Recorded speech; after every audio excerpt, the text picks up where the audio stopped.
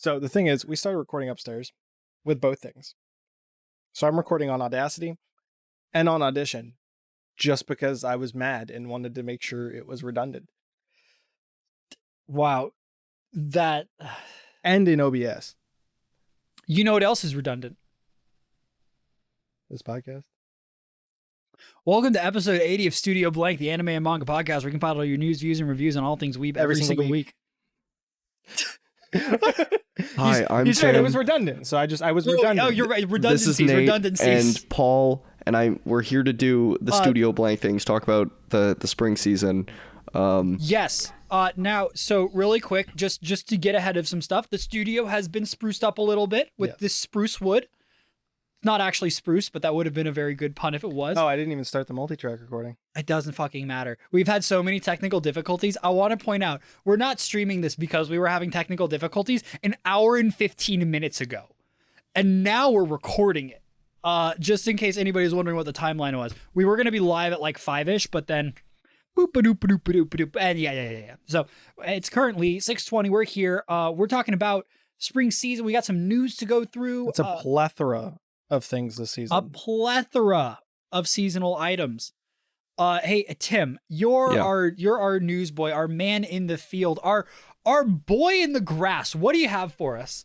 Okay, so first, 2 months ago, I announced that Chihaya Furu was ending in volume 49. I was lied to. We were all lied to. You want to know what's so funny about that?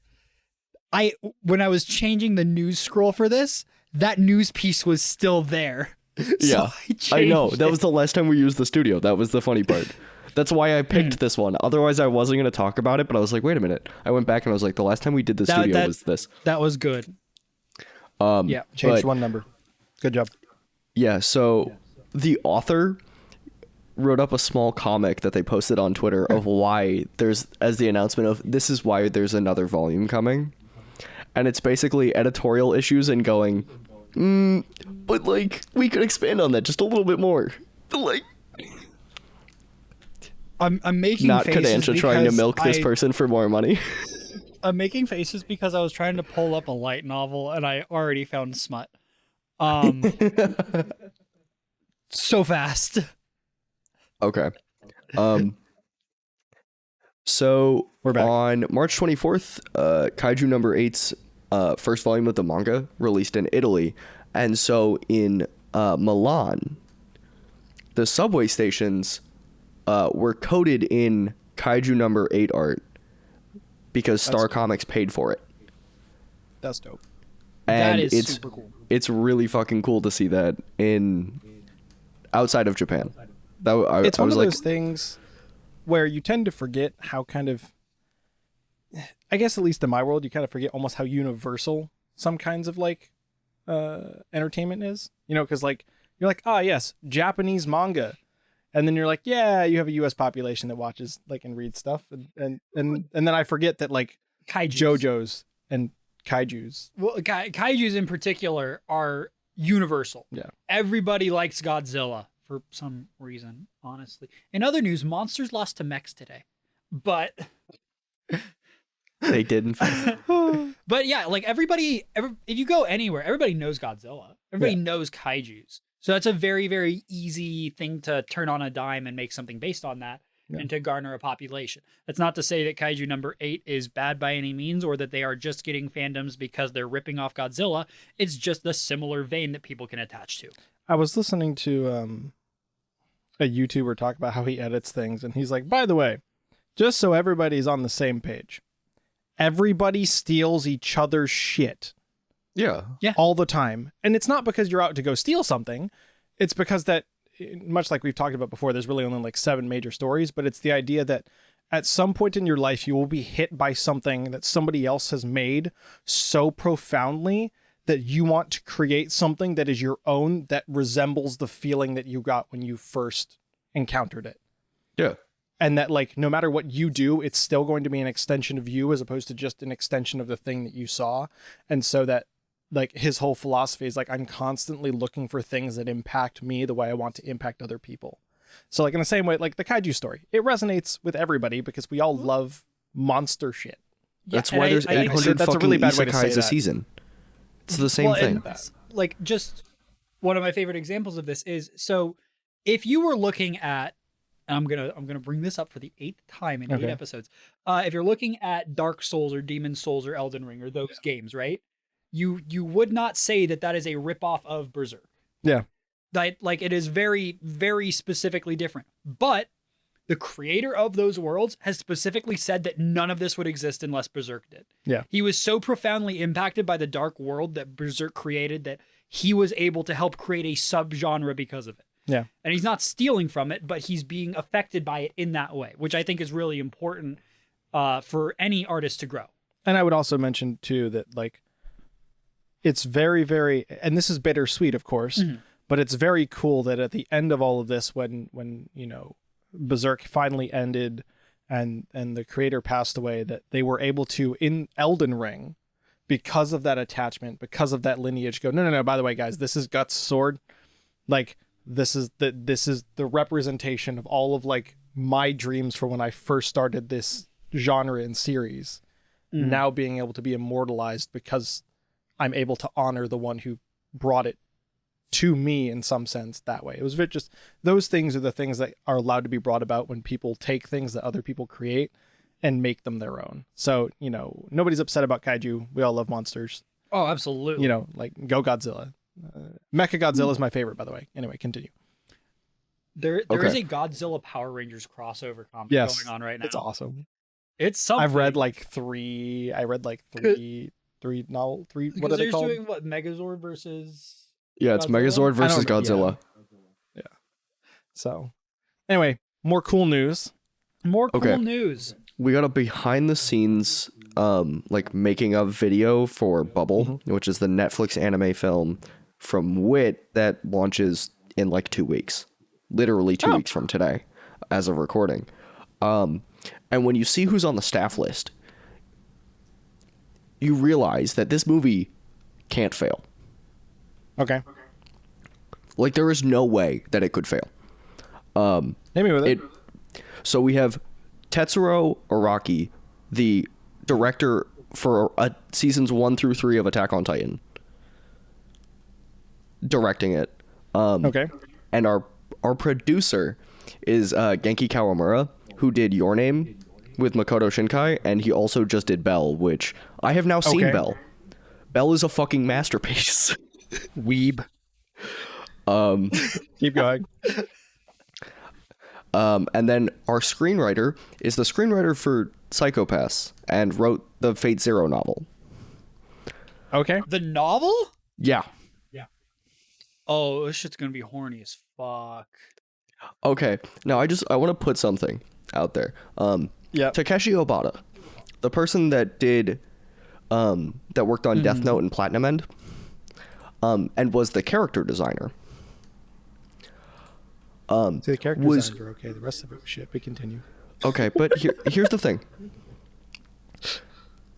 He has this Kawamura, who is our producer, was like, I've been wanting to work with Obata for a long time.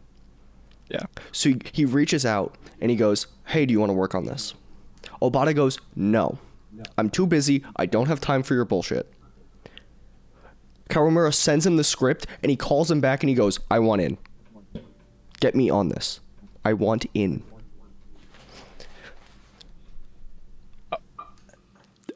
When you hear that, you're like, okay, wait a minute. Concept. when you believe in your proof of concept that much and you shoot for it, like... Listen, so there's been a bunch of stories and of recent, at least in the streaming, like, gamer creator world, of like, hey, by the way, guys, let me just remind y'all, if you didn't know already, shoot your fucking shot. For like a plethora of things, whether it's like G4, like all these other things, right? This is I shot my shot. Because you have to think about it, right? Like we had Death Note, which did great. Next project, not so great, kind of fell flat on its face, and then goes to this dude and's like, look, I really want to work with you. Like, I have this idea that I think will work. And guy goes, nah, ain't got time for it. He goes, okay, no, like, I don't think you understand. Like, I really want you to work on this with me. Drop. I think dude this goes, is good. Fuck. And here's like the last part. Here's the thing is, like, this soundtrack is also going to slap because it's our favorite. It's Swano. Yeah. Yeah, like I will the say, way I will this say, the way this it's has been my favorite. described is Kevin this is a Bacon is festival of also up there. creators Yeah. just doing the movie that they've always wanted to do. It's a movie too, right? Yeah. So I don't have to worry about like 15 episodes of bullshit, right? I don't have to deal with multiple seasons disguised as one season. No, this is going to be Sasago. at maximum 2.5 hours of your time that you'll be able to rewatch on Netflix regularly. I would like to make a statement really quickly. Yes. Yeah. If there is more than one airing season between cores, congratulations. It's not a second core, it's a second season. Go fuck yourself. Yeah, I'm done. Continue. Yeah, I mean, yeah. Remember, April 28th, Bubble. It's on Netflix. Yes. Yes, I am very excited for it. Okay, so we got Tatsuki Fujimoto's one shot. Yes. I read it. Okay. It's a fucking acid trip. It's really good. And the only way to describe that is it's called Goodbye Eri. And it focuses on a main character who, as a child, was the son of a TV producer mom and a completely irrelevant dad for the most part. Okay. But his mom is dying. And she tells her son to record videos of her so that he has something to remember her by. So that he can hear her voice, he can see her face. And so he shoots this absolutely beautiful home video on his cell phone that they bought him to do this with. They shoot 1,000 hours of footage. And he edits it down, puts it together, presents it at his middle school film festival. And as his mother is dying in the hospital, and her dying wish is that he record her all the way through her last breath. He can't get out of the car. Can't do it. So he edits explosions into the movie at the end. The hospital that she is in blowing the fuck up. Wait, so you're telling me that this man has been recording his mother dying and was making a heartfelt, piece together so that he can remember her and could not see her in the end, which is totally fair. But then to get around that and make the movie complete, he blew up the hospital. Yeah, in his movie, in the he film, blew up... not like in reality. Yes. No, and it gets better because by the way, that's only like the first 30 pages. This is a 200 page manga. And it only gets like weirder from there. I don't need to hear anymore. I need to read it. I just need us to stop talking about it so I can think. Yeah, it gets weirder. It only gets weirder. Like, I finished it and had to go back and read it one more time to make sure that, one, I wasn't tripping out of my mind. Because I wasn't totally sober when I started it, but I was sober by the end of it. And then I went back and reread it. And I was like, I am just as confused as the first read through. Okay. That's I'm trying to remember what show or whatever I watch, and it's like, no, yeah, Evangelion, you start it, and then about halfway through, you're like, I'll rewatch it and I'll understand it that time. And then during the second rewatch, you're like, okay, I'm going to rewatch it a third time, and then maybe I'll get it. And then on the third rewatch, you're like, this shit doesn't make sense. Yeah, no, it is. Like, it very much feels like Ava in that sense. Like, yeah. I read 400 pages of this and still don't get it. I read a full-length paperback novel, effectively, and still don't understand the plot of this story. But I had a really good time. Well, you know what? As long as you had a good time, that's what matters, right? Yeah. The way Manga Plus has described the one-shot, are you ready to hear it? No. Yep, we're getting it anyways. Not. With his mother dying, Yuta attempts to capture her last days on his phone. After her death, Yuta heads to the roof of the hospital to commit suicide, but a meeting with a strange girl leads him on the path of making a movie. So that's why I said it only gets weirder. So he makes the movie. Nope, I don't want to hear anymore because I need to read it, because if you say any more, I'm going to have less questions and I'm going to be less motivated. No, you won't. I promise. Let's go with something that we've all been questioning for a while. Hey, Yeah. have you heard about that company that makes all the anime that we like, but we hate them anyways? Toei Animation? Yeah, that's the one. Okay, so Oh, we have there's like we have two, three but pieces okay. of news about And they're all Toei. related to the same thing, though. Yes. So this is I'm going to do this in one fell swoop. All right, ready? Yes. Yes. First, One Piece is back. One Piece comes back on Saturday. Sunday comes back on Sunday. It's been Comes off back the for a month, 17th, which was yeah. wild. They were only off for a month. Really impressive. So Toei has recovered enough that they can start putting content out again. One Piece is not the only show that's coming back. It was just the only one that I deemed kind of important there. The Valid. Dragon Ball movie that was supposed to come out in Japan next week is not coming out next week. It's been rescheduled to the middle of June because the attack that they suffered is still causing problems for Super. So we're probably not seeing it in America anymore this summer. We'll probably see it late fall, maybe early winter. But no changes on that yet. But based on how things go, that's a good way to assume. And it was a ransomware attack. And this is why Super has been pushed back. They're still suffering from it. There's stuff that they still can't access. They're not sure if they'll ever get access back to it. So some of the stuff that was done needs to be redone from the ground up. Yeah, that's fair. That's infuriating. Yeah. I'm just trying to figure out who got hit with ransomware at the company that made it spread all the way to everything. I mean, honestly, so here's the thing. In a 2D specific environment, they don't need to share nearly as many files as they have to with a 3D specific environment. Yeah.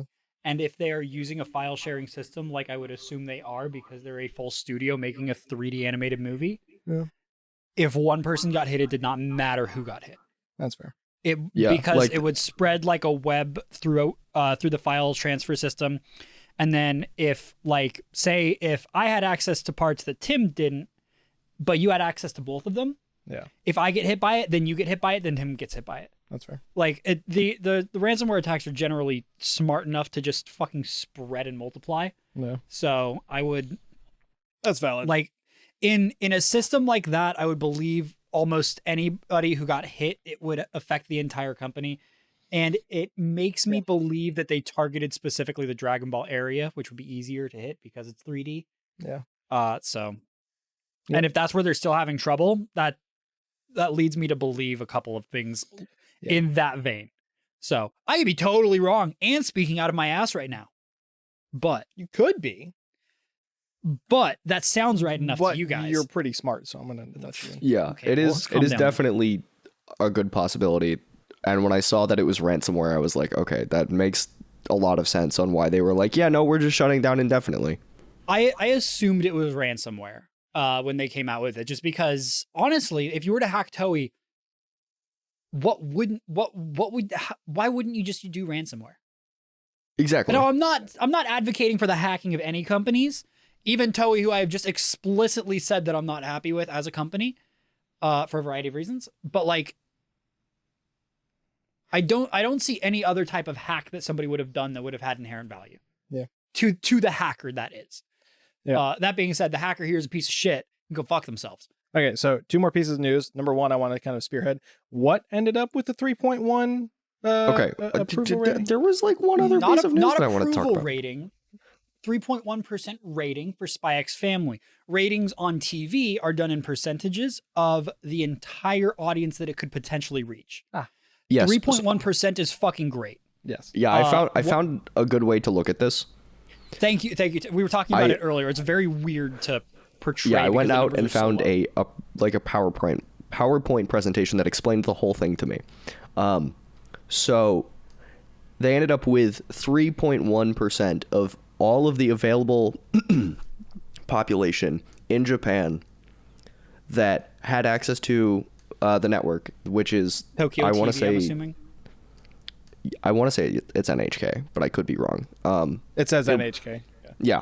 NHK is like included in the incredibly basic television package. Yeah. Like if you have access to television in Japan, you have NHK. Yeah. 3.1% is actually massive when you look at Japan's population. I didn't know if that number was going off of like a crunchy statistic because I didn't know how long they were going. I think the crunchy statistic would probably be larger than that, honestly. The just crunchy because statistic, Spy X Family has been very hyped in the West. Spy X Family crashed crunchy. It did? Yeah. Oh, that's awesome. There we go. But yes, Spy X Family, Anya, Yorsan, and Lloyd all trended on Twitter in Japan at airing. So yeah, I think this movie is like this show is doing fine. Like we'll get more of it. Have you watched the first episode? I have not. That is something that Lily and I are watching. We've been Paul, you need to watch it tonight. There is no more like we're watching it. You're watching it tonight. You're gonna go home. You know, it would have been much fucking easier watch if it. tech had worked in the first place, and I wasn't gonna get home late. Yeah, you know, it would have been. But in that world, you could have also watched Moon Knight tonight. That's true. I've only seen episode 1. Bro, okay. No, I saw episode 2. And episode 3, though? Before we get to my last piece of news, which is the one that Paul, I know you want to talk about. I want to talk about something really, really quickly. So Shueisha does their spring manga festival every year, and this year they got Hololive to do it. So they got all of the VTubers to give out their top 3 picks for Viz manga. Spy X Family was number 1, with 11 of the girls picking that being their number 1 and or number 2, on top of it already being their number 1. Wow. But I just want to give a shout out to one of the EN girls for being an absolute champ and breaking the rules and picking Tokyo Ghoul for all 3. Congrats, Mume. You have culture. You have incredible that's such a taste. Big dick energy move right there. It's just like, yeah, I'm picking my favorite for every single one. Like, that would be like if I went up there and was like JoJo's Bizarre Adventure, Part 5, Part 4, Part 7. Not in that order, but like those 3 probably. The same concept. 7's probably the best one. Okay. I was just wondering. It probably more realistically goes 7, 4, 5. I hold 5 in a special spot in my heart, but I know that 7 is objectively the best. That's fair. Yeah. So far, that is. I haven't finished 8. I thought that was funny. It lined up beautifully that it was announced this week on top of Spy X Family absolutely dominating.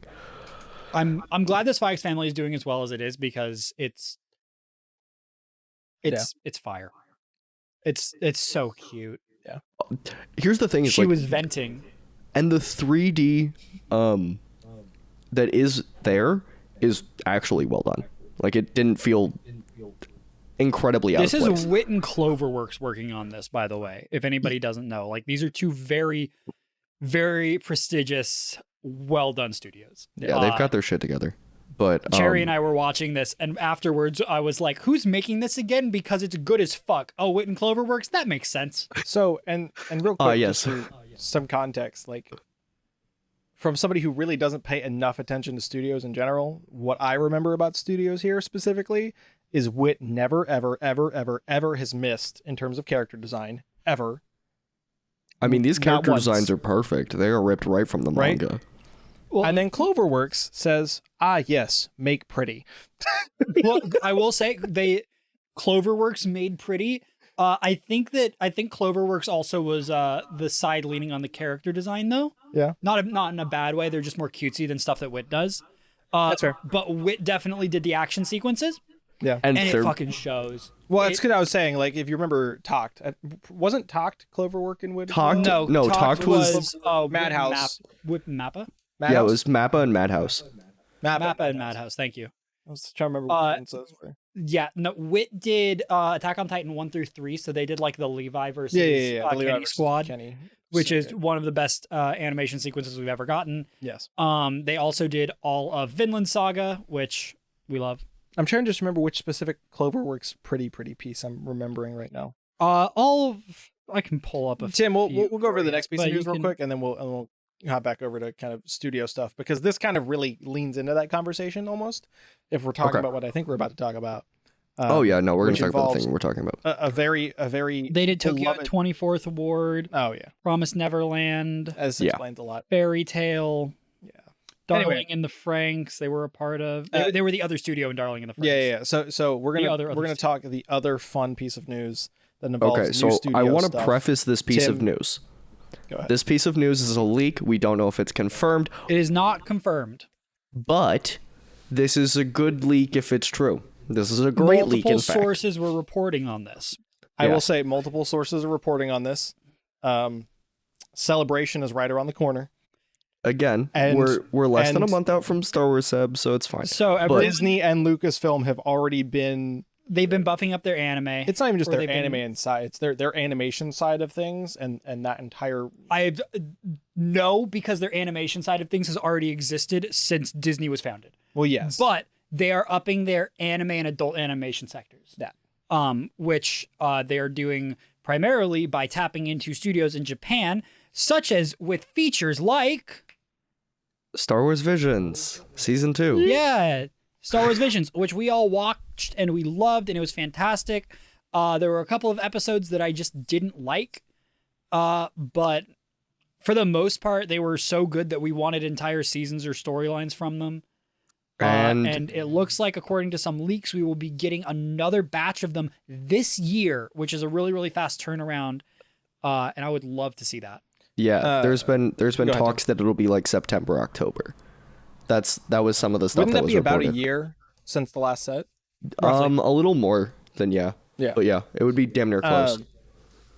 What I imagine then is what happened is they had the internal screenings, and the internal screenings were so good they just upped it for a whole nother set and then started picking out studios shortly thereafter. Because that's kind of how Disney does things anyway. It's like, man, it's how they do it with Mando, it's how they do it with everything else. So like, here's to hoping that's what happened. I'm hoping they tap a couple new studios. Absolutely. There's a couple of studios that I personally don't want returning. See, So but what I'll say about those studios is I didn't even dislike what their work was. I just didn't like what they presented. Does that make sense? Like Yeah, what no, they it's presented like was you- not my cup of tea. That does not mean it the was because- bad. quality so of the here's- work here's the that thing. you were given is not the problem, but the work Yes. that you were Every- given was not what you wanted. Yes, every studio on or most of the studios on the list of Star Wars Visions were very, very good, and we absolutely loved them, and we wanted to see more from them. But there were multiple episodes that were put out that were just not everyone's cup of tea or were not good. In particular, I would say like the two big ones I think that were shocking to me were Trigger put out 2 episodes, one of which being the Duel, the other one being the Twins. The Duel being universally loved and adored, the Yeah. Twins being very, very split anime versus non-anime community. Yeah. Which is totally fine. Like, Because that's what Trigger does. absolutely. And like Kevin and Tim, they weren't a huge fan of the Twins, but it was fundamentally a Trigger episode. And Yeah, and- it was and everything to- that to Trigger Tim and ever could Kevin- be. Well, and to Tim and Kevin's point when they were reviewing it, basically, was they were like, but you could tell that the directors had their vision realized and had a good time with what Star Wars meant to them, even if they didn't like it. And that, Which and is that really was what the Disney's point exactly. That's of Disney's Visions. objective. Yeah. That's the actual point of Visions, is for these studios to show what Star Wars meant to them. So that, and then the other one that surprised me was A1, who I shit on every single opportunity that I get for being the most milquetoast basic bitch studio. Blew me away with The Ninth Jedi. Easily the best one in the entire series. The storytelling was so good. The tiny animation effects that they did through it were so well done. I was honestly astounded. Yeah. But so like that being said, like I have no, it's not so much that I don't want certain studios to show up, it's that there's certain content these studios were putting out that I would not appreciate seeing again.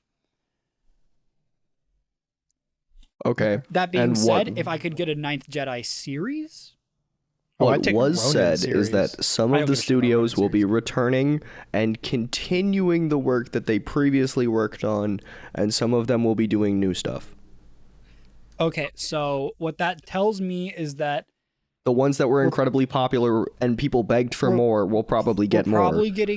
We're probably getting a Ronin Part 2. We're probably getting a Duel Part 2. And probably getting a Ninth Jedi Part 2. Yeah. I don't think any of the other ones in particular were like strong enough.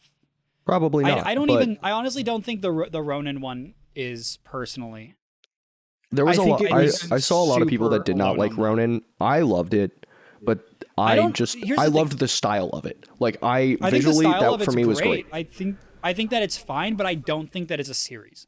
No. I think that it's a one-off, and I think that that's where it leaves. I don't want to see that much more of it. That's the thing. I think that something like that is very well done in bite-sized doses, kind of like the Twins. Like the Twins, I think was very fun and very good, but I don't want to watch a whole series of that. That would be chaotic. So the reason I disagree about Ronin is, and you can like not agree with me at all in this sense. Ronin to me feels very much like a Dororo, though.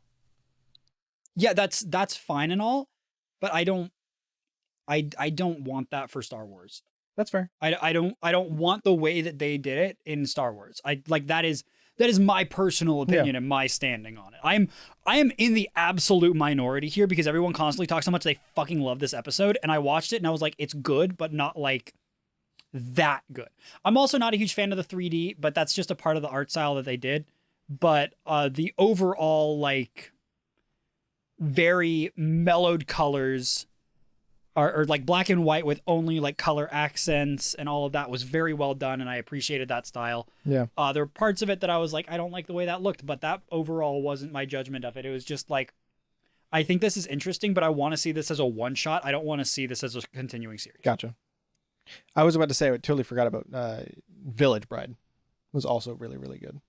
I did like that one. Because it was Village. So my top three, if I'm going back, are probably not in any specific order. It would be Ronin. The Duel. It's Elder, actually. The Elder, you're right. It's Elder. But it is the Duel, but it's Elder. One. Yeah. The Duel is Ronin. So Ronin, which was the Duel, the Elder, and I'm really torn between Village Bride and Ninth Jedi. I think Ninth Jedi is just better. I would agree. I just think stylistically, I think I just vibed with the Village Bride a little bit more. I will have to say Ninth Jedi as being the best story that was told overall. A little more vanilla. The most milquetoast of every single one. Like, and it's like not even close because you have Trigger who did in the Twins, they did their super Trigger stylized in the Elder. Yeah. They did a more like 90s-esque detailed anime style. Yeah. Like Elder reminded me of like Ghibli. Yeah, like stylistically. 90s, almost like it really just hit that 90s hand-drawn animation feel where everything is like overly detailed. Yeah. Which I love. Like it's so good. That whole episode was fantastic.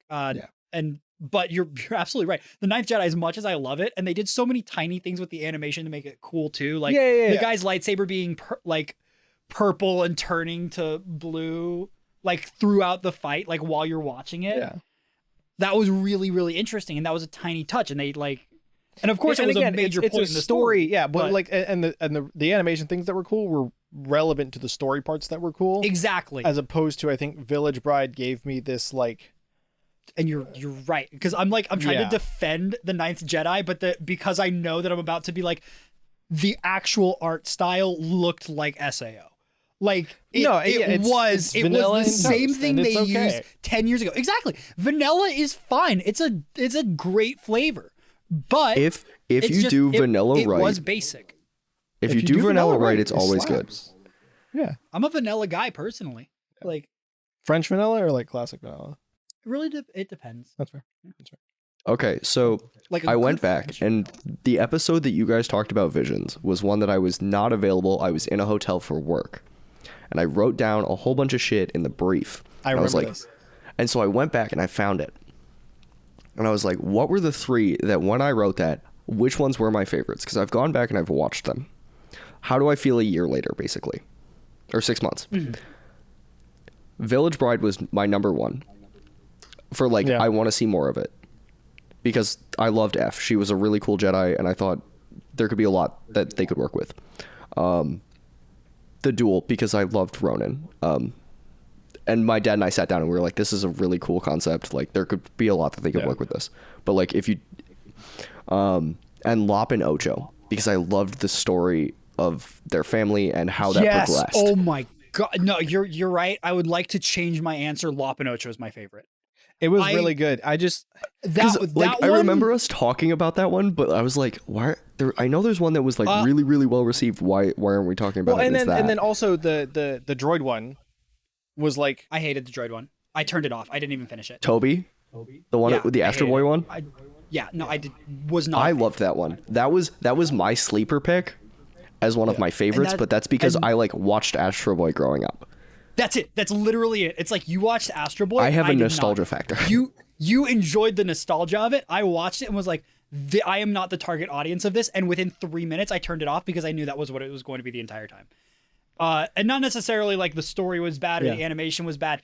Like if you wanted to ask me like if the animation was good, I'd say it looked like Pinocchio, which is well done. That's not a diss. That is just stylistically, the dude had the big button nose. And he also had like his little boy that was not human. So it was very Pinocchio-esque to me. But like, I heard the voices and was like, I know where this is going. I can at least guess. This isn't me.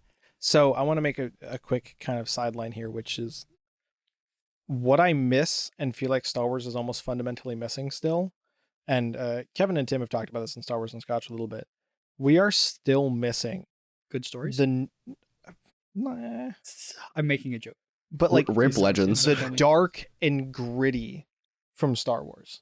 Rip Legends, which is why I think I gravitated towards Ronin in some sense. It's like they don't even try to be like, nah, like there is hope here. They're like, nah, we are backwater. This dude's a former Sith, like who like got ostracized from the Order or something. And of course, that's not exactly what it is. But like, you know, you're like, no shit. There is no canon with the duel. Like you cannot enforce any level of canon with it. But the point is like you were getting into the like nitty gritty of like everything is like broken.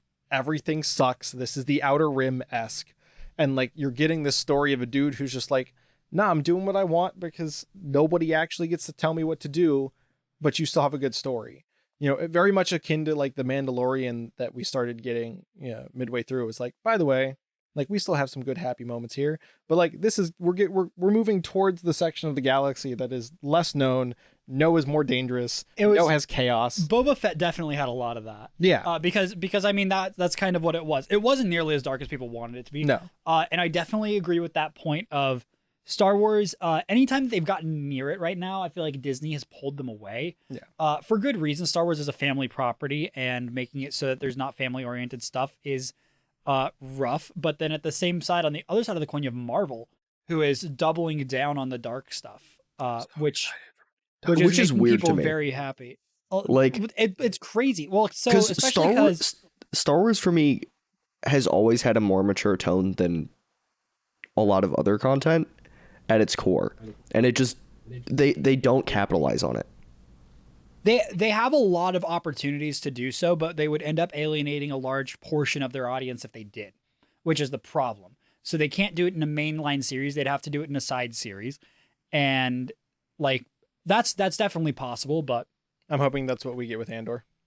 I honestly think we will. Like, if we're going to get it anywhere, it's going to be there, or it's going to be like Ahsoka.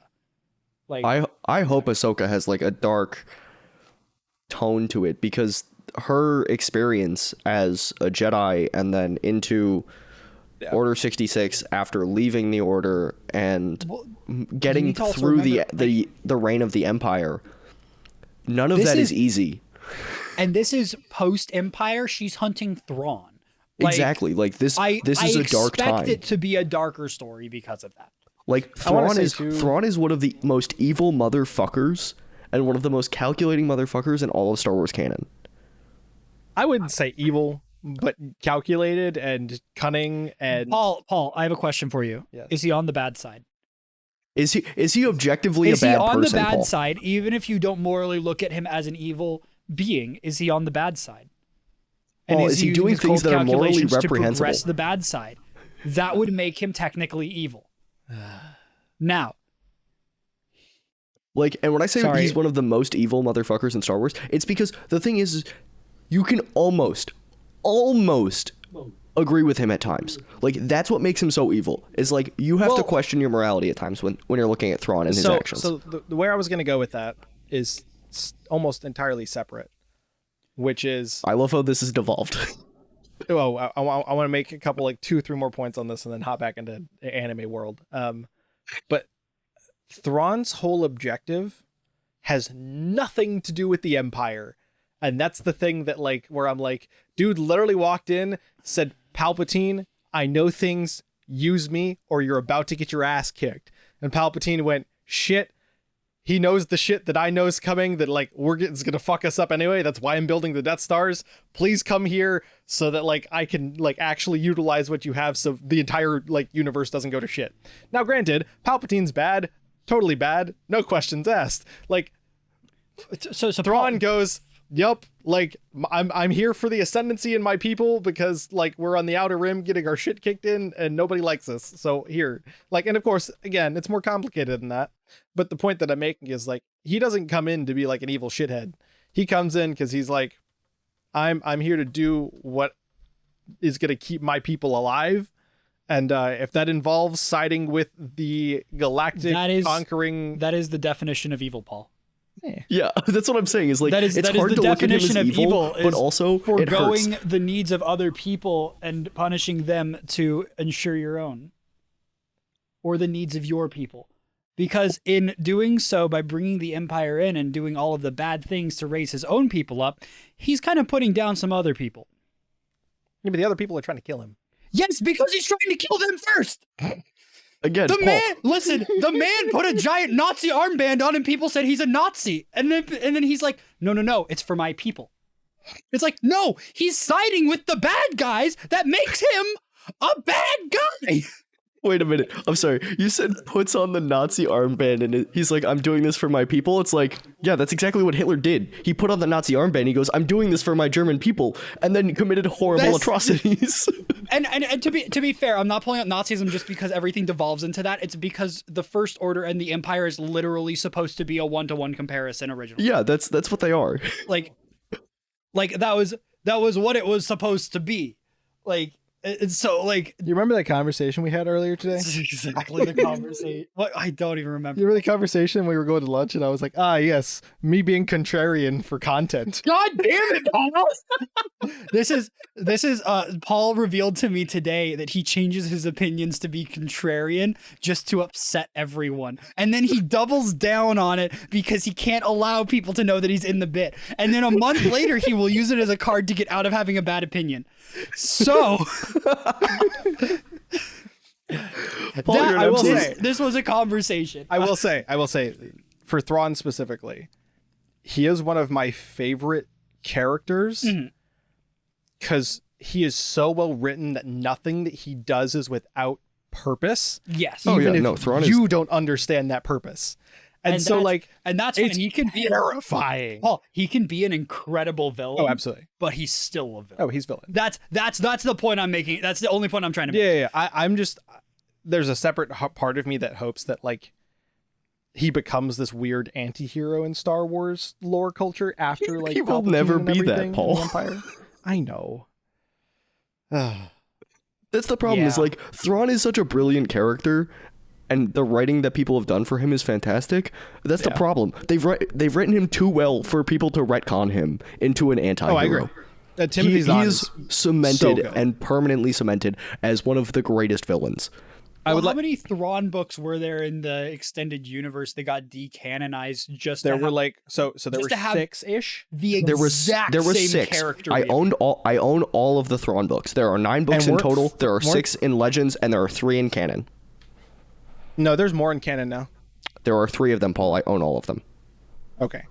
Didn't Timothy Zahn do all of them, if I remember correctly? Timothy Zahn also did all of the Bane books, which that they instead of they kept the Bane books out of Legends because they're that good. Yeah. But like Timothy Zahn is just fucking Timothy god-tier Zahn is writer. just that guy. So- Please write an anime. For real. listen, I mean, have Dave Filoni bring him on for. No, that's why he's writing all of the canon stuff. Like, Zahn just is out here being like, yo, I'm gonna write my characters and write them so good that nobody touches them, and they make me come back and write more because they have to reestablish him. Do you think he's just like locked in a basement somewhere and Dave Filoni will like open up the hatch and be like, got any characters for me, boy? And he's I fucking hope yeah, so. I got a green guy and a blue guy. And he's like, give me the blue one. Thrawn, I like it. And then he's just like, all right, I'll be back in another 3 months. I have Andor coming up. And just like shut the hatch. Listen, so to a point real quick. It's very weird to me that like we haven't gotten that kind of thing in anime yet. And by that thing, to get really specific here, which is the ability of an IP from an anime series to branch out to multiple writers and build its own canon in some sense. So this is really interesting. Now, I may just not know of any, but So first of all, it does happen. Yeah, it does happen. It doesn't happen often. But so what's really interesting about that is it's because of the culture of comic writing in Japan versus in the US and other areas. I've talked about this recently. Like in the US, if you're making a comic book, you generally have like 5 people working on it. You have somebody doing lettering, you have somebody doing coloring, you have someone doing inking, you have someone doing story, and you have someone doing like basic design or even layout. Yeah. And there can be any mix of 5 people to 2 people to 1 person making it all on their own. But the general culture in the US is a more collaborative one versus in Japan, a lot of the manga end up being made by 1 person and it's their story and they own the IP and everything versus like right now, if you were to ask me who's writing Batman or Spider-Man or Moon Knight or Daredevil, I have no fucking idea because there is a larger company that owns the IP and licenses it out to writers in the same way that Star Wars is doing. Yeah. But the problem is that there are very few companies that actually own those IPs over there because like Attack on Titan was owned by the guy who wrote Attack on Titan. It's owned by Isayama. It's owned. Yes, I forgot his name. Thank you. It's owned by Isayama, and he yeah. licenses it out for people to animate it, and then they own the animation and can license that out. But so it's not very often that happens because there is a much different culture there, and there's also not nearly as many like large IPs that they can go out and hand stuff out. I'm just saying it's one of those things because as we've seen with Star Wars, it allows for incredible. I think the same exact point stands in comics.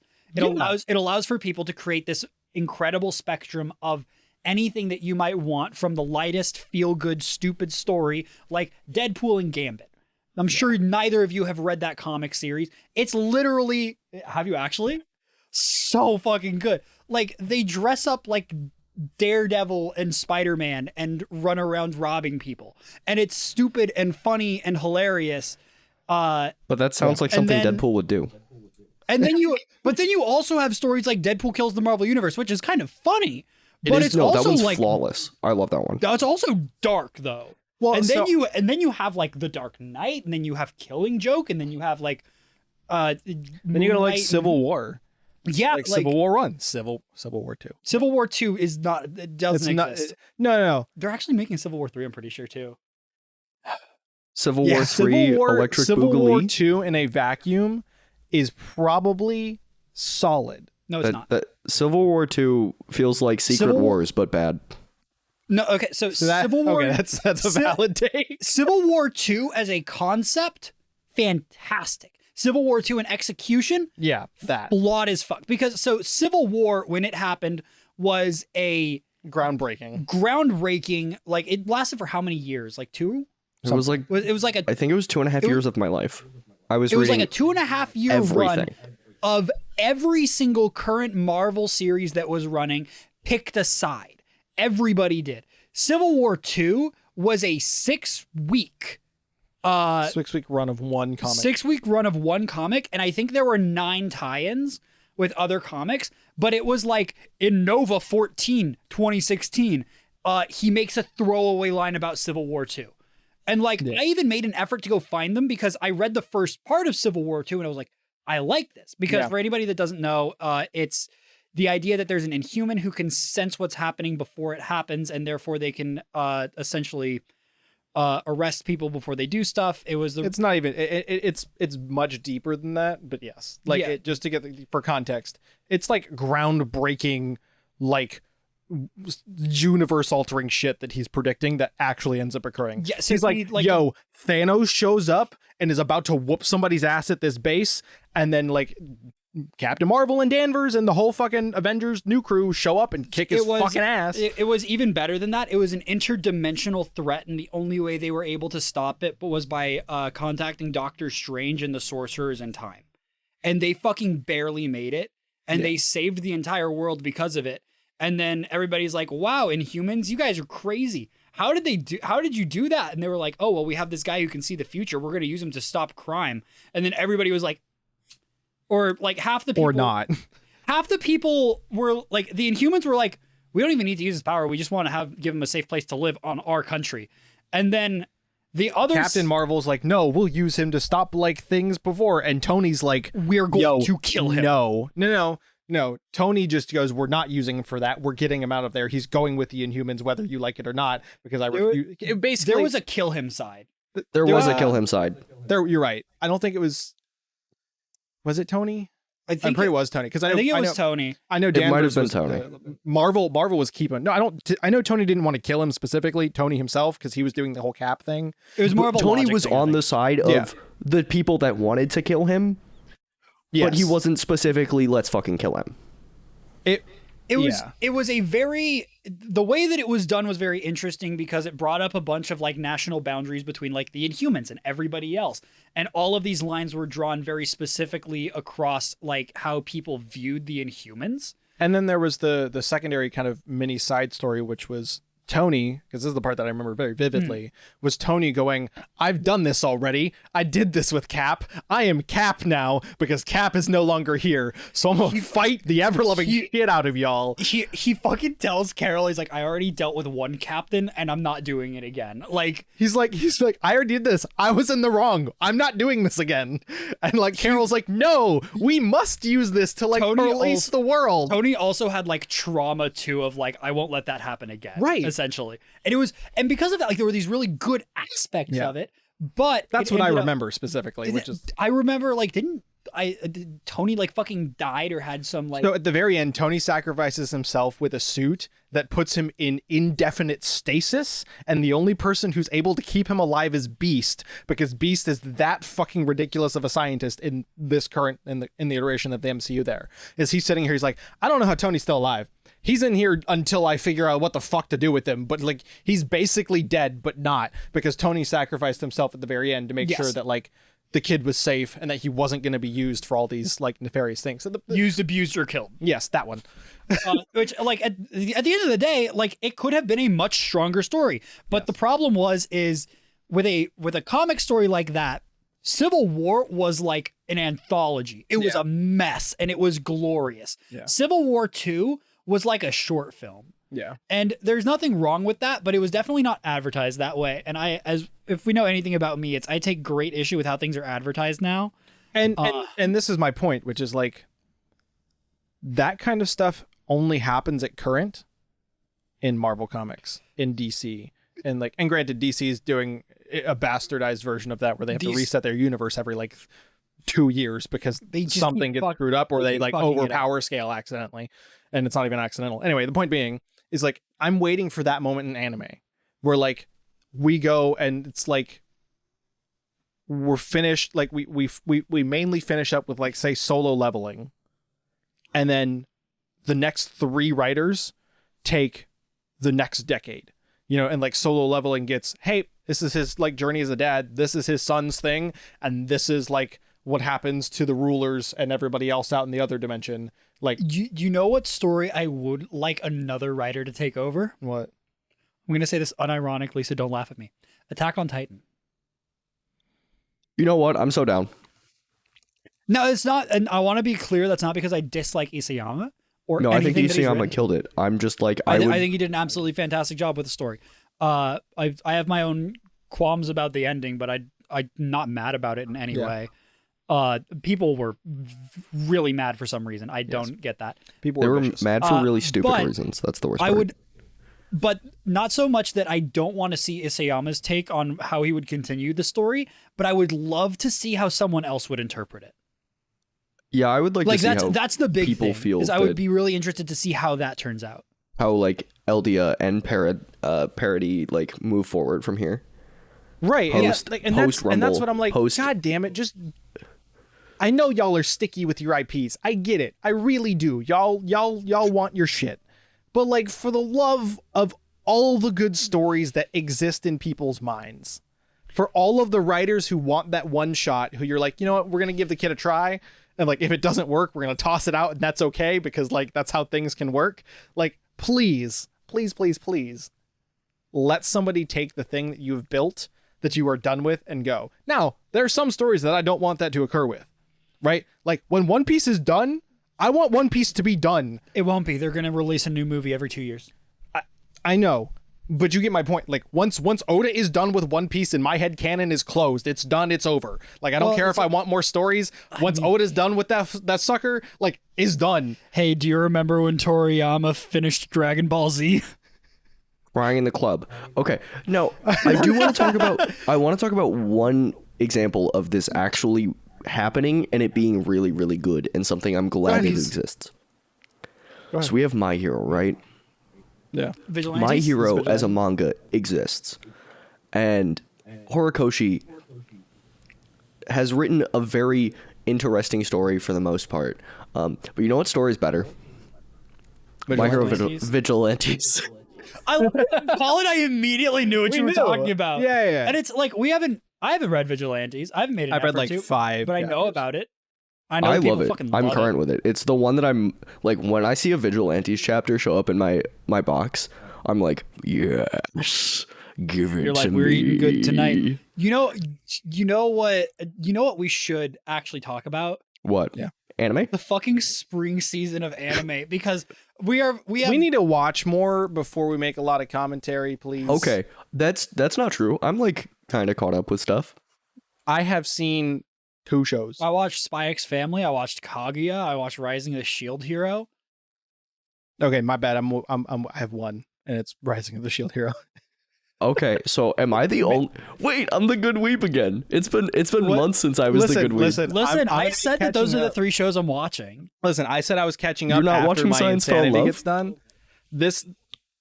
Okay, so the reason I am not watching that is because Lily hasn't seen season 1, so we're watching through season 1, and she's loving every minute of it because it's cute as shit. Anyway, side note for people This is who my don't know what rom-com that show season. is about. That's why I can stay caught up with everything. So Tim, you remember meeting my cousin Ben at my wedding, right? Yes. The super like nerdy like sciencey. Yes. He glasses. and I played a lot of pool. Yeah. He is that series personified. I know. I've talked to him. Like it is very funny. You sneeze? Yeah, I need to sneeze. It's so bad, dude. I was like, it's gone now. I was watching Anyway, you and I was That's like, a social clip. I was like, oh no. My cousin, we all love him, and he self-acknowledges this fact, is literally that kind of science kid. Where he's like, nope, quantify it, please. Now, granted, he's much more self-aware than that, and like he is brilliant and like very emotionally. Quantify me, daddy. Here's the thing is like, I can trust that Ben would never do this Yeah. to an actual human being. I Oh, cannot yeah, trust absolutely. any But of his these waifu pillow characters at to night? not do this. So anyway, it's just funny for me because like when this anime came out, he and I had like long conversations about like, no, that's how his brain processes sometimes, being like, huh, that's weird. I just remember I owe a shout out to one of my best friends from high school because I had not started watching this show. I had no intention of watching it. And I went over to hang out with him after a D&D night, and I woke up in the morning and we were about to put on like the Siege World Championships. and watched that all day, and there was a new episode of it out, and he was like, oh, you've got to watch this. And he just showed me like episode 6 or some shit. But I was like, oh my god, this is amazing. I loved it. And so I... For the audio listeners, Paul just looked at his phone and ran out of the room. Oh no. I don't know what that means, but hey, Tim. Yes. While he's gone, Spy X Family. Oh my fucking god. It's so perfect. It's so well done in every way. It's so funny. It sets the tone for it so perfectly, where they're like, he's being a spy for politicians who are trying to prove that another politician is using a toupee. And he's so livid that this guy's using a toupee because it's lying, and lying in politics is unethical, which I agree with. This man, honestly, he's in the right. Edgar is actually not a villain. You're pausing the recording? Okay. So, Tim, as you may or may not know, computers have this thing called storage. Oh my fucking god, did we run into storage? No. We'll get there. The C drive on the upstairs studio computer, where we record everything on, is low. So before we started recording everything, I brought over my hard drive with 400 plus gigs of spare space, and Paul did not set it to record there. Because the profile wasn't set up to record there, so I forgot. It was not. I was... I was watching that button and I was like, oh, we're still recording, because otherwise it'll stop and tell me. And then I went, oh shit, did I set it to the right drive? And then he just went and ran. And that is why he left and ran, and we started talking about Spy X Family. Paul, we're not doing a post show this week. No, I wasn't expecting to. It's too late anyway. I was going to say if you were going to do it tonight after you get home. No, we have had so many technical difficulties. Like, I'm ready to just give you a are you ready to we've been going. Oh yeah, Tim. Clap. Okay, 3, 2, 1, clap. Fuck. I was not ready. I was doing something else and you were like clapping, and I was like, oh. I know, and that's why I was like, fuck it, I'm starting this, and then Paul was like, I'm making you go faster, and said the numbers faster than I could. Back to the point, which point where we're at with the thingy. We were talking about Spy X Family. We were talking. Oh. We were talking about how politicians shouldn't use toupees because it's seen. Oh yeah, no, I heard about that. I told you. Lily and I have to watch the episode tonight, so we're gonna be watching that, and we're watching another episode of Science Fell in Love, so we can. Are you watching Kaguya at all? I'm not watching Kaguya yet, just because I don't know if Lily wants to watch Kaguya, because I haven't mentioned it out of fear that she will want to watch it with me, and thus I won't be able to watch it. Here's the thing: is if you don't say it, just watch it by yourself. See, but it's too late because I said it on the podcast, so now I'm fucking screwed. Well, no, this podcast hasn't gone out yet. Because we're not live yet. We're not live. It doesn't matter. So I can cut this out. Paul, I can cut this out. No. Paul, I will cut this out. She never has to know. That has to be the social clip. No. What, you lying to your wife? Anyway, that has to be the social. Anyway, there we go. We found it. It doesn't have to be the social clip. We'll use the other social clip. I'm gonna be honest. I like the sneezing one. Oh, that's really good. The sneezing one is use funny. that one. I want to use that one later in the week to be like, hey, by the way, Lily, if you didn't know, Kaguya season 3 came out. The first, I did also show Kat Kaguya like this past week. We watched the first episode in the English dub. She just looked at me and said, "This is so stupid." And she was like straight face. She's like, "This is so dumb." And I was like, "Yeah, it fucking is." That's the point. It's supposed to be stupid. It's high school love. What do you expect? These kids are fucking idiots. But so this week's episode was all about not plugging in your headphones all the way, and not knowing that read receipts exist on text messages. I was gonna say, Kaguya is the only show we've listed so far that I was not caught up on, and I'm so excited now. Bro, Kaguya gets a smartphone at the end of the last season. Yeah, I remember that. She starts texting in this one, but she doesn't know what read receipts are. So she stares at Shinomiya's message for 2 hours straight without responding to it. And he's like on the other side in a dark room, freaking out, like panicking. He's like, what have I done? Sweat. Exactly. No, I know exactly where we are. I've read this part in the manga. This is fucking it's so good. And then the other one being the other bit being not plugging in your headphones all the way, in which what's her name? Class 1 representative? The year that the girl that's a year younger, right? Yeah. Yeah, I don't forget remember her name. But she's fantastic. She doesn't plug in her headphones all the way. And she's there with the treasurer, who she just fucking hates for no reason. And he's like, I don't care. I'm a gamer. It's what I'm expected. He also canonically plays Apex Legends and bitches about Wraith mains.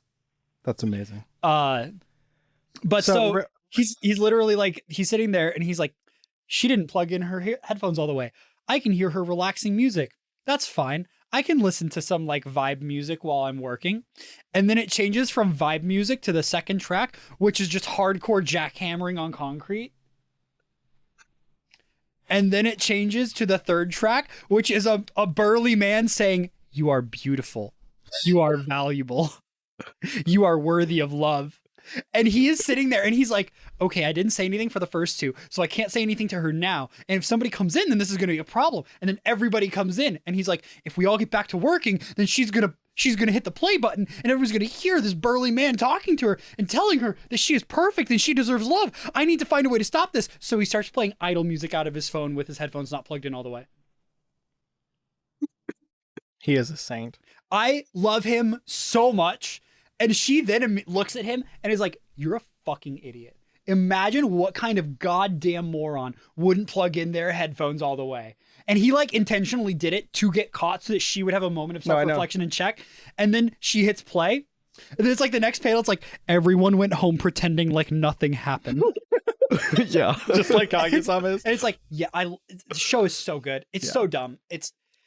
Kaguya-sama is one of my favorite shows. I can't wait for the English dub for this season because the English dub for these shows is fucking incredible. Real quick, when's Komi coming back? Or did we already get that second part of Komi? The first episode is already out. Okay, cool. That's what I thought. I was like, I need to catch up on that too. It is at least in Japan. I can't promise that it is in America. I haven't paid attention. No, I'm not good. In Japan, I'm opening Netflix as we speak. 3 weeks ahead of Netflix US last time. Any hootsies. We're almost at like an hour and 15. Yeah, we're about an hour 15. You want to something like that. You want to know what our light novel title is this week? No, I want to make one more comment and one more quick little group of commentary around. I did have animes. to dig through a lot of smut for this. That's fair. I'm excited. In regards to all things anime at the moment, we are again entering the time where I get to say, please, for the love of God, studios, even though earlier today I was talking about, you can find ideas that resonate with you and make them your own. Please, please, please do not give me 3 or 4 shows in back-to-back seasons that are the same topic with the same genuine premise again. Because I already had it with like, we did the weakest of all becomes the strongest, right? We did that like 3 seasons in a row with like progressively worse and worse. And then this season, I'm getting 3 badminton anime in a row, and I only need one of them. And like next season, I only need one of them, and it's currently finishing. What kind of a niche are we in where we're getting 3 badminton anime? We're not even getting that many isekais. So anyway, I'm just saying. Badminton wait. Yeah, can we talk about for 1 second that isekai is not our number 1 genre this season? Yeah, by like any means. Actually, it may only be 2 badminton back to back, because I know this last like half of the season has been Salaryman, and now we're finishing Salaryman and going into whatever it's called. There's another badminton one, but like it's just we're hitting the niche of badminton. I can't wait for badminton anime to become the next 18 things, and then to have a parody badminton anime in 3.5 years. I'm just saying, parody badminton anime.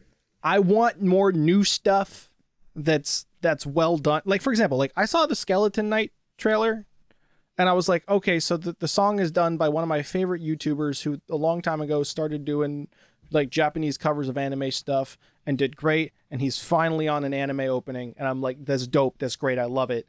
But the show, I looked at it and I saw some of the 3D and the fact that it's just a skeleton doing night things in pseudo 3D. And I was like, now I'm not excited.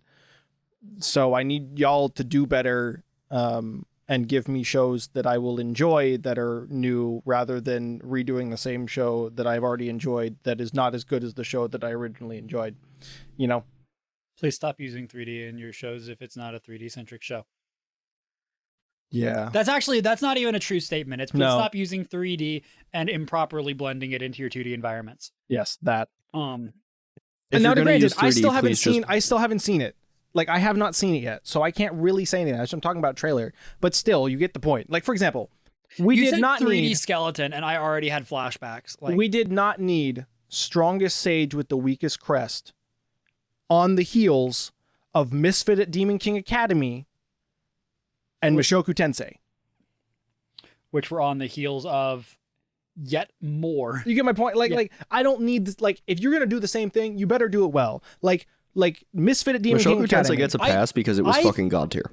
Oh, no, Mushoku know Tensei what? doesn't even get a pass. Mushoku Tensei is literally like It's reinventing the wheel properly. no, it was one of the first bar series now. ever. Like, it was one of the first Meet the novels bar. ever. Like, It's, so like okay, it is not. yeah. It's not that, but it is definitely. It is the bar. Like, Well, if you yes. can't meet Mushoku Tensei, your content is not particularly there. So just patting the head. Oh no! I love it. Thank you. Hold on, Tim. I do think that Paul and I had a very good conversation about this. Yesterday. Yeah. We were talking about Doombreaker and Omniscient Reader. Oh yeah. Both of which series are, and I feel like I've talked to Tim about this as well. That's where I wanted to go. Yeah, keep going. They are the same series. Now, before anybody has a knee-jerk reaction to that, that is because they are both based on someone who understands the future of their dying world and is taking steps to prevent it. And they understand it in a very in-depth way. The difference between the two is that Doombreaker is told through the first person of the main character versus Omniscient Reader is essentially a second person version of that. And both of them have different enough worlds, different enough setups, and different enough characters that they feel entirely different. But if you look at them from a basic standpoint, they are the exact same story. So, for example, the other side of this is I started going through and reading all of the other shows, like I'm a max level newbie and the advanced player of the tutorial tower. And I'm like, It's all the same shit. it's solo leveling, but worse. But And like, here's the thing: is like, yeah, solo leveling isn't new either. Solo No, leveling is a it's ripoff not. of other shit. right. Solo But leveling it's just so happened well to be fucking incredibly done. popular because it was well done. Exactly. And that's my Like- point. It's like, if you can't do it and give me, If you can't innovate on top of stealing someone else's work, then well, so I won't even say it that way. Goes back to the Like- thing that I said at the very beginning that we were talking about when I mentioned everybody YouTube, steals like, everybody's work. content. Yeah, and that's what I'm saying. It's like, Everybody's make it your going to own. take an idea that has impacted them and try and do something with it. The problem is if you take the work that you are stealing from and mirror it simply because it did well. And that's what I feel like a lot of this is doing, right? Like, solo leveling feels like it came out of the person who said, "Oh my God," like it's like the person had a dream about the thing that they wrote. And it wasn't like, oh, I saw this genre, I needed to make it. It was, I had a dream where I was Sung Jin Woo, and I was like, dope, I'm gonna make the world out of this, right? Like, as opposed to, oh, I read Sword Art Online, now I'm writing, solo leveling, right? Like, it's two totally different, it comes from two totally different places. And, that's kind of what I'm getting at is like, sure, you wrote Advanced Tutorial Tower. Like, I get where you got it from. You literally like ripped off the first like 15 pages of solo leveling. So did Max Level Newbie. Like, granted, those aren't the first places to do it, but like, that's the most recent memorable piece that like I've seen out of them. So like, can you at least take the thing that you did and make it you as opposed to it? Okay, I will say, advanced player diverges heavily. It just has the same starting prompt. I agree. But you Like, get my I point. am current with advanced player because I was like, it was right after I finished solo leveling. I picked it up and was like, okay. Yeah. But it is actually different. You just have to get to the point where it actually is different, Right. which is outside of the first 15 pages. So I guess that was my point. It's like the read same the thing in card. anime. Explains the like card. I weakest sage with strongest sage with the weakest crest. Like, come on now, please, please. Like, give me shows. Like, for example, new stuff that's kind of new but not perfectly new. Talked. It stands. It's JoJo's, but with music carts and music. It's JoJo's with extra steps. It's JoJo's with extra steps. I mean, technically everything's JoJo's with extra steps. Yes, but you get the point that I'm making. Is like, it is very obviously like, yes, I am person who gets to take the being thing that has been created for me, either by me or by another process, and uses it to fight battles, to fight like evil and stuff. Like, it is a very simple premise, like that if somebody was to be like, yes, what is this closest to? They'd probably be like JoJo's, but it doesn't feel like JoJo's in the slightest. Why is it called a stand if Johnny's legs don't work? I don't. No, that's my favorite joke of the week. Thank you. Okay. On that note, I think everybody gets the point that I'm making. I've beaten it into the dirt. I had to make a Johnny's legs joke. No, it's fine. On that note, we're going to go to something that probably has been overused and is probably resembling something somebody else read, and is probably something that has been written a million times and just has a different title. Nate, would you hit us with the light novel title of the week? You know what? I think I actually found one. You're going to regret that statement. Yes. Considering you said, and I quote, I had to scroll through a lot of smut to get to this. That just means everything surrounding it was smut. That doesn't mean that it is. I didn't say this that. Is a slice of life shoujo. That's not okay. Okay, then with European ambiance. Go ahead. Okay, we're still places I have been. Right. The engagement of the younger sister of Viscount Ragulin, Lucia, was suddenly dissolved by Count Gorman. The reason seemed to be her dowry. But when she thought about it, it was better to support her brother, Alves, and work hard to rebuild her territory than to marry that arrogant count. Rather, the annulment was the best thing that could have happened to her. It was the start to days full of happiness.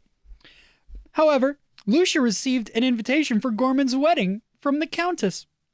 She knew it was to insult her. Nevertheless, due to her family stature, she was obliged to attend. But alas, her brother was too busy to go with her. When her brother and sister were at a loss, her brother's friend, Phil, offered to accompany her. I was invited to the wedding of my former fiancé. Despite my engagement being annulled, I couldn't refuse, so my brother's friend accompanied me. You know what? I have not been there. This is a light novel I have not read. I did go a little out in the weeds to try to find one that wasn't horny, wasn't weird, and was just kind of in the middle of the road with a lot of words. And I'd like to think that I did a good job this week. That was good. I don't think anybody's ever done it. That one was so far out of left field, I would have never gotten there. But I do want you to know that there was a... I do want you to send that one to me so that I can read it, because it actually sounds fucking hilarious. Oh, dang it. Listen. It's just not all flags lead to doom. But it is. But it is. No, it isn't. There's so many all flags lead to doom. I know. Spins and yes, here it is. There's a smut that's simply called Swallowed. I saw that and I just needed to share that. Thanks for episode 80. Good night. Bye.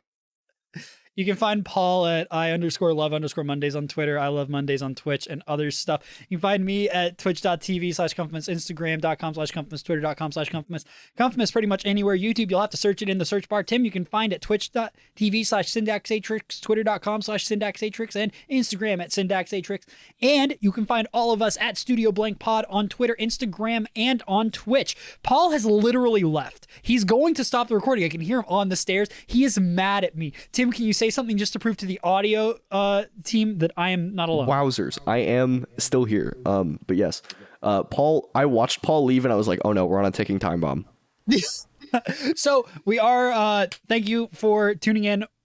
We will see you next week with episode 81. Maybe no post show this week because technical difficulties hurt us too much. We will make you another one next week. Maybe, I don't know. Maybe I'll play Elden Ring or some shit again, and I'll just be Pepsi Man helping people fight bosses. We'll figure it out. Bye, everybody. All right, but